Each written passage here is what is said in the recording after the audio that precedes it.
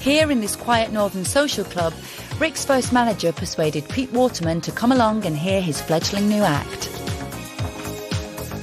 This is Monks' Social Club, which is at Woolston at Warrington, and this is a stage that Rick was first seen on by Pete Waterman.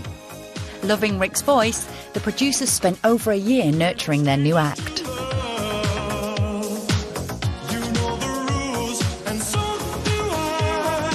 And in the summer of 1987, they were finally ready to launch the slick sounds of Rick Astley to an unsuspecting public.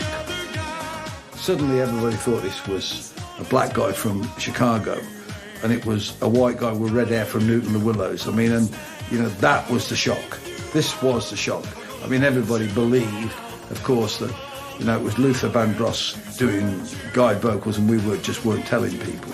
It went on BBC Northwest local news programme, and we never looked back. It just went straight into the charts.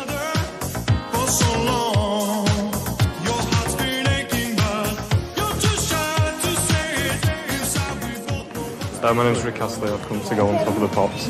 Oh, fine, right. If you'd like to go over to the studio, Studio 1. We found out it was doing Top of the Pops, and there used to be a store called Take 6 in... there was one in Kings Road, and there was one in Oxford Street. So we rocked off down there, me and one of the girls, and we bought on this navy blue double-breasted suit. That's what we did Top of the Pops with. Where are you from? Outside Manchester? Newton the Willows, it's called, just outside Warrington. Congratulations. Thanks a lot. See you on set. All right. Okay, thanks. You can't stop a great voice with a great song. You know, you couldn't stop that record. 7, 8 and 1. Coming to 5. 8, 2, 3, 4, 1. We're no strangers to love. You know the rules, and so do I. The track knocked Michael Jackson off the top of the UK charts and stayed there for 5 weeks. The single repeated the same trick across the globe, making #1 in 24 other countries, including America.